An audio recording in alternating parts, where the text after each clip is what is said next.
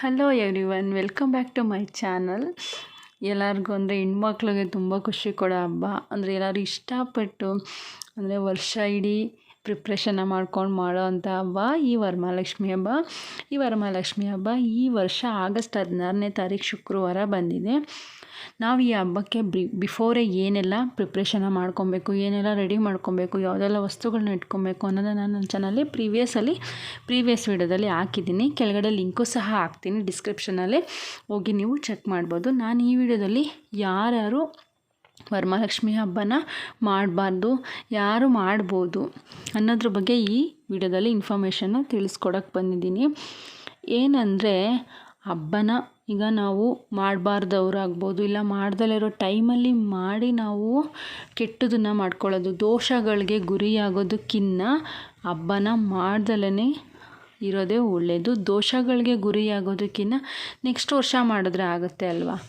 ಆ ಥರ ಯಾರೆಲ್ಲ ಮಾಡ್ಬೋದು, ಯಾರೆಲ್ಲ ಮಾಡಬಾರ್ದು ಅನ್ನೋದ್ರ ಬಗ್ಗೆ ಇನ್ಫಾರ್ಮೇಷನ್ನ ತಿಳಿಸ್ಕೊಡ್ತೀನಿ. ಸ್ಟಾರ್ಟ್ ಮಾಡೋಕ್ಕೂ ಮುಂಚೆ ವಿಡಿಯೋನ ನನ್ನ ಚಾನಲ್ನ ಯಾರು ಸಬ್ಸ್ಕ್ರೈಬ್ ಮಾಡದೆ ನೋಡ್ತಾರೆ ಪ್ಲೀಸ್ ಸಬ್ಸ್ಕ್ರೈಬ್ ಮಾಡ್ಕೊಂಡು ನೋಡಿ. ಪಕ್ಕದಲ್ಲೇ ಕಾಣೋ ಬೆಲ್ ಬಟನ್ನ ಕ್ಲಿಕ್ ಮಾಡಿ ಯಾರಂತ ಸೆಲೆಕ್ಟ್ ಮಾಡೋದ್ರಿಂದ ನಾನು ನ್ಯೂ ವಿಡಿಯೋ ಹಾಕ್ದಾಗ ನಿಮಗೆ ಫಸ್ಟ್ ನೋಟಿಫಿಕೇಷನ್ ಬರುತ್ತೆ. ಸೊ ನೀವೇ ಮೊದಲು ನೋಡ್ಬೋದು.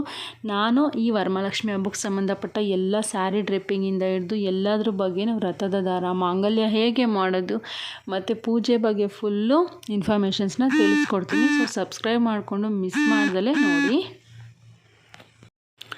ಇನ್ನು ಈ ಹಬ್ಬನ, ಈ ವರಮಹಾಲಕ್ಷ್ಮಿ ಹಬ್ಬನ ಯಾರೆಲ್ಲ ಮಾಡಬಾರ್ದು ಅಂದರೆ, ಯಾರ ಮನೆಯಲ್ಲಿ ಸೂತಕ ಇರುತ್ತೆ ಅಂದರೆ ಯಾರಾದರೂ ತೀರೋಗಿರ್ತಾರಲ್ವ, ಅದು ಸೂತಕ. ಈ ಸೂತಕನ ಇರೋರು ದಯವಿಟ್ಟು ಈ ವರಮಹಾಲಕ್ಷ್ಮಿ ಹಬ್ಬನ ಮಾಡಬೇಡಿ. ಈ ವರ್ಷ ಬಿಟ್ಟು ಮುಂದಿನ ವರ್ಷ ಮಾಡೋದು ಒಳ್ಳೆಯದು. ಅದು ಅದರಲ್ಲೂ ದೂರದ ಸಂಬಂಧಗಳಾದರೆ ಅಷ್ಟೊಂದು ಲೆಕ್ಕಕ್ಕೆ ಬರೋಲ್ಲ.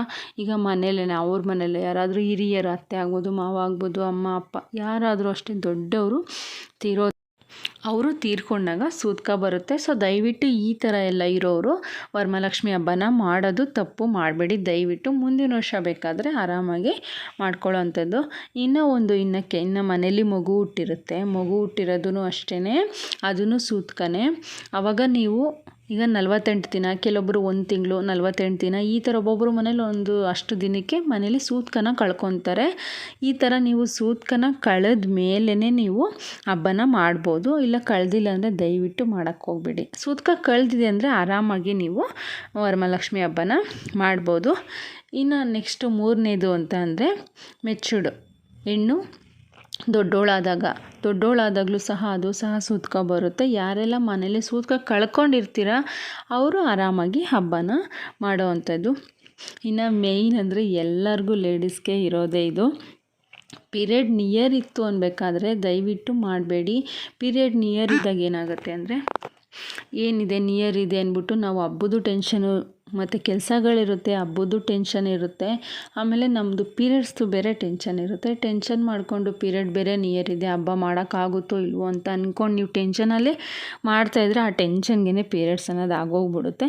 ಸೊ ದಯವಿಟ್ಟು ಯಾರಿಗೆಲ್ಲ ಹಿಂದೆ ಮುಂದೆ ಹಬ್ಬದ ಡೇಟಲ್ಲಿ ಹಿಂದೆ ಮುಂದೆ ಇದೆ ಅವರು ಆ ವಾರ ಬಿಟ್ಬಿಟ್ಟು ಆ ವಾರನ ನೀವು ಸ್ಕಿಪ್ ಮಾಡಿಕೊಂಡು ನೆಕ್ಸ್ಟ್ ಬರೋ ಅಂಥ ಶುಕ್ರವಾರಗಳಲ್ಲಿ ನೀವು ತಾಯಿನ ಕೂರಿಸಿ ಪೂಜೆನ ಮಾಡ್ಬೋದು. ಬಟ್ ಇನ್ನೂ ಒಂದು ನಾವು ಥಿಂಕ್ ಮಾಡೋದೇನೆಂದರೆ, ಅದನ್ನು ಮಾಡಬಾರ್ದು ಆ್ಯಕ್ಚುಲಿ. ಈಗ ಅವ್ರ ಮನೇಲಿ ಮಾಡ್ತಾಯಿದ್ದಾರೆ, ನನ್ನ ಫ್ರೆಂಡ್ ಮನೇಲಿ ಮಾಡ್ತಾಯಿದ್ದಾರೆ, ನಮ್ಮ ರಿಲೇಟಿವ್ ಮನೇಲಿ ಮಾಡ್ತಾಯಿದ್ದಾರೆ, ಸೊ ನಾವು ಮಾಡಿಲ್ವಲ್ಲ ಬಿಡು ಈ ವಾರನೇ ಮಾಡಿಬಿಡೋಣ ಅಂದ್ಬಿಟ್ಟು ನಿಮ್ಮ ಡೇಟ್ ನಿಯರ್ಸ್ ಇದ್ರೂ ಸಹ ನೀವು ಟೆನ್ಷನ್ ಮಾಡ್ಕೊಳ್ದೆ ಆರಾಮಾಗಿ ಮಾಡೋಣ ಅಂತೆಲ್ಲ ಮಾಡಿಕೊಂಡು ಡೇಟ್ ಆದರೆ ಅದು ಸುಮ್ಮನೆ ದೋಷಗಳಿಗೆ ಗುರಿ ಆಗ್ತೀರಾ. ಸೊ ದಯವಿಟ್ಟು ಕಂಪೇರ್ ಮಾಡೋದನ್ನ ಬಿಡಿ. ನಿಮ್ಗೆ ಏನಾಗುತ್ತೋ, ನಿಮ್ಮ ಕೈಲಿ ಏನಾಗುತ್ತೋ, ನಿಮ್ಮ ಕೈಲಿ ಎಷ್ಟಾಗುತ್ತೋ ಅಷ್ಟನ್ನು ದಯವಿಟ್ಟು ತೃಪ್ತಿಯಿಂದ ಮಹಾಲಕ್ಷ್ಮಿ ತಾಯಿ ಮೇಲೆ ನಂಬಿಕೆ ಇಟ್ಟು ನೀವು ವ್ರತನ ಮಾಡಬೇಕಾಗುತ್ತೆ. ಏನು ಗೊತ್ತಾ, ಆ್ಯಕ್ಚುಲಿ ಇರೋದೇನೆಂದರೆ ಇದು ವ್ರತ ಅಷ್ಟೇ. ಆಡಂಬರವಾಗಿ ನಾವು ಬೇಕಾದರೆ ನೀವು ಎಲ್ಲಾದರೂ ನೋಡಿ, ನಾವು ಆಡಂಬರವಾಗಿ ತುಂಬ ಅದಾಕಿ ಅದೆಲ್ಲ ಮಾಡೋದಕ್ಕಿಂತ ಇದು ವ್ರತದ ಥರ ಸಿಂಪಲಾಗಿ ನಂಬಿಕೆ ಇಟ್ಟು ಎಷ್ಟು ಚೆನ್ನಾಗಿ ಪೂಜೆ ಮಾಡ್ತಾರೋ ಆವಾಗ ಮಹಾಲಕ್ಷ್ಮಿ ಒಲಿತಾಳೆ. ಇನ್ನೊಂದು, ನಾವು ಕಂಪೇರ್ನ ಮಾಡಬಾರ್ದು. ಏಕೆಂದರೆ ದೇವರು ನಮ್ಗೆ ಎಷ್ಟು ಕೊಟ್ಟಿರ್ತಾನೋ ಅಷ್ಟನ್ನು ನಾವು ಮಾಡಬೇಕಾಗುತ್ತೆ. ಈ ವರ್ಷ ಇಷ್ಟು ಕೊಟ್ಟಿರೋದು, ಮುಂದಿನ ವರ್ಷ ಇನ್ನೂ ಅದಕ್ಕಿಂತ 2 ಪಟ್ಟು ಕೊಡಮ್ಮ ಅಂತ ಕೇಳಿ ನಂಬಿಕೆ ಇಟ್ಟು ತಾಯಿಗೆ ಪೂಜೆ ಮಾಡಿ ವ್ರತನ ನೀವು ಕಂಪ್ಲೀಟ್ ಮಾಡಬೇಕಾಗುತ್ತೆ. ನೆಕ್ಸ್ಟ್ ನೋಡೋದಾದರೆ ಗರ್ಭಿಣಿ ಸ್ತ್ರೀಯರು ಅಂದರೆ 5 ತಿಂಗಳು ಒಳಗಡೆ ಅಂದರೆ 4 ತಿಂಗಳು 3 ತಿಂಗಳು ಆ ಥರ ಇರೋರು ಮಾತ್ರ ಮಾಡ್ಬೋದು. 5 ತಿಂಗಳು ಮೇಲಿರೋರು ಮಾಡೋವಂಗಿಲ್ಲ. 6 ತಿಂಗಳು 7 ತಿಂಗಳು ಆಗಿರೋರು ಮಾಡೋವಂಗಿಲ್ಲ. ಅದರಲ್ಲೂ ನೀವು 5 ತಿಂಗಳು ಒಳಗಿರೋರು 1 ತಿಂಗಳು 2 ತಿಂಗಳು 3 ತಿಂಗಳು ತುಂಬಿರೋರು ಅವ್ರಿಗೆಲ್ಲ ಡಾಕ್ಟ್ರ್ ಹೇಳ್ತಾರೆ ಕೆಲವೊಬ್ಬರಿಗೆ ಬೆಡ್ ರೆಸ್ಟಲ್ಲಿರಿ. ಮತ್ತು ಏನಂದರೆ ಅವಾಗ ಅಷ್ಟೊಂದೆಲ್ಲ ಕೆಲಸಗಳನ್ನ ಮಾಡೋದು ಸಹ ಆಗೋದಿಲ್ಲ. ನಿಮ್ಮ ಹೆಲ್ತ್ನ ಸಹ ನೀವು ನೋಡ್ಕೊಬೇಕಾಗುತ್ತೆ. ಮನೇಲಿ ಯಾರಾದರೂ ಹೆಲ್ಪ್ನ ತೊಗೊಂಡು ನೀವು ಜಸ್ಟ್ ಸಿಂಪಲ್ಲಾಗಿರೋ ಚಿಕ್ಕ ಪುಟ್ಟ ಕೆಲಸಗಳನ್ನ ಮಾಡಿಕೊಂಡು ಮಾಡ್ತೀರಂದರೆ ಆರಾಮಾಗಿ ಲಕ್ಷ್ಮಿನ ನೀವು ಸಹ 5 ತಿಂಗಳು ಒಳಗಡೆ ಇರೋರು ಕೂರಿಸ್ಬೋದು. ಇನ್ನು 5 ತಿಂಗಳು ಮೇಲಿರೋರು ಕೂರಿಸೋ ಹಾಗಿಲ್ಲ.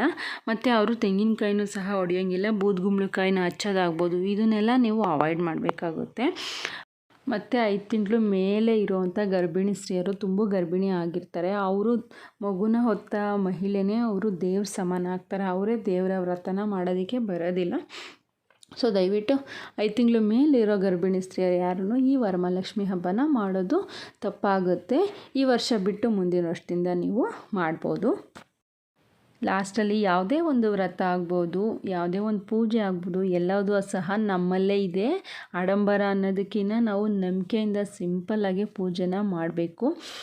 ಏನು ಗೊತ್ತಾ, ನಾನೇನು ಹೇಳ್ತೀನಿ ಅಂದರೆ, ಇವಾಗ ಪೂಜೆ ಮಾಡಬೇಕಾದ್ರೆ ನಾವು ಅನ್ಕೋತೀವಿ ಗೊಂದಲ ಬರುತ್ತೆ. ನಾವು ಇದು ತರೋಕ್ಕಾಗಲಿಲ್ಲ, ಅದು ತರೋಕ್ಕಾಗಲಿಲ್ಲ, ಈ ಥರ ಮಾಡೋಕ್ಕಾಗಿಲ್ಲ, ಈ ಥರ ಸೀರೆ ತಂದಿದ್ದೀವಿ, ಇನ್ನೂ ಜಾಸ್ತಿ ದುಡ್ಡಿನ ತರಬೇಕಿತ್ತು. ಇದೆಲ್ಲ ನಿಜವಾಗ್ಲೂ ಗೊಂದಲನ ಮೈಂಡಲ್ಲಿ ಇಟ್ಕೊಬೇಡಿ.